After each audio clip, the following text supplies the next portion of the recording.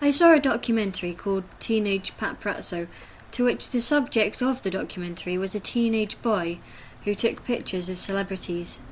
Celebrities are people who are well known to the point of widespread fame for things such as being actors in films, which makes their faces recognisable and spreads knowledge of these people to their audience, the audience of the film in this example. Celebrities can be admired for their fame, looks or wealth, or people can try and normalise them and bring them down. They may try and see them do normal or negative actions, and other people may feel jealousy towards celebrities for having things that they do not have, which they may think that celebrities have not done enough to deserve in some circumstances. Adrian created the documentary about the teenage paparazzi, and in doing so the boy came into some fame as the camera was pointed at him and highlighting him. Other people took an interest in the boy as a result. Something I find interesting is that upon looking up the documentary online, I found commenters on websites like IMDb had taken a dislike of the boy and started calling him a loser. Being known resulted in people who did not know him before seeing him negatively. Most people have probably not done the things the boy was doing. Within the documentary, one person described seeing the boy as similar to seeing a Steven Spielberg movie, to which I think they were referring to the film Super 8, for the use of a camera and the characters being out late at night at a young age without their parents. The boy in the documentary lived a lifestyle depicted as including a large amount of being outside at night, chasing celebrities within a taxi or on a skateboard, bike or scooter, armed with an expensive camera. He had access to things and the ability to participate. In terms of hierarchy, the people on the websites like IMDb could only watch this boy seeking the celebrities, while he was the one who got to meet the celebrities, and the celebrities got to be the celebrities. In this basic summary of the situation, it seems to me that some people get to read or watch while others do things, which in a way reminds me of Facebook, where people get to read news feeds of other people doing things. But on Facebook, both people can be read or the ones reading.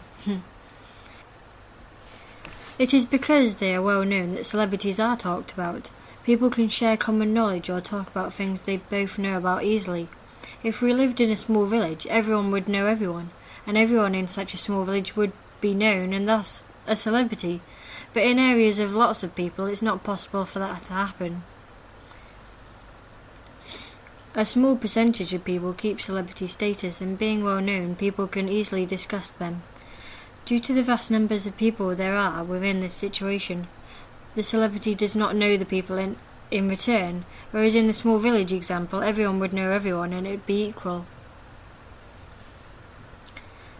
This current situation can lead to people feeling like they have a relationship with people who don't know them. They hear about the person's life and work, but that's not known in return.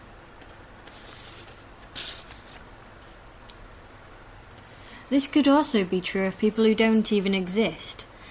I personally am probably guilty of feelings connected to TV characters, following them for several series. For example, I watched Dexter and House. And these people literally cannot have a relationship with me in return because they don't exist. Our relationship is solely parasocial, as the characters do not have any ability to care about my life in return. People may try and support people they admire by purchasing items such as t-shirts, advertising for these people that they don't know. They may try and be similar to those they look up to or hear a lot about, dressing or acting the same. Celebrities can accidentally become their role models. In some ways, people feel like wearing a t-shirt with a band or name on it connects them to people who also like that thing, and therefore helps them to meet like-minded people. But in other circumstances, this can alienate people who do not understand the t-shirt or stereotype you.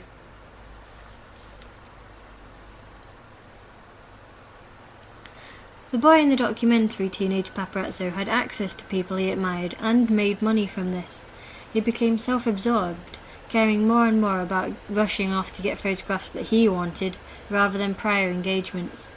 This was detrimental to others, as he would not meet his mother's request and stood up the documentary maker. At some point in all filming each of the photographers were documenting this, and the narrator pointed out that everyone was filming each other, but nothing was exactly happening to be filmed. Them documenting their filming reminded me of, with no offence, videos on YouTube, whereby people make videos about their making videos, or when people meet other video makers and are both filming the meeting. Celebrity can make people seem too absorbed with what others are doing and what others think of them. Without acknowledgement, some people can feel depressed in what they do, and it can be felt like they don't exist in comparison as it goes undocumented or underpraised.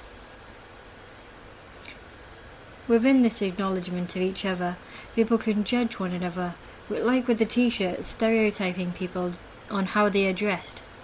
People can be judged in many ways comparatively, labelling people as worthy or not in a variety of ways: looks, strength and intelligence, or money. This can be bad as it creates pressure to achieve in negative ways and causes dependence on acknowledgement. Striving for perfection or self-worth can lead to self-absorption and disorders like anorexia, which can be damaging. Acknowledgement is not all bad, though. Generally in society we need acknowledgement. We require doctors to acknowledge our pain, work to acknowledge our work and provide us money, relationships to acknowledge us and support us, acknowledgement over crime to provide safety and justice. People are also labelled in good ways: fit, helpful and good, and this helps build those attributes. The fact that these kids have been acknowledged for potty training and for using their manners is just going to give them good incentive to carry on doing so. Acknowledgement is something that people respond to. Even within their free time, people may play games that have levels and goals and points to reach.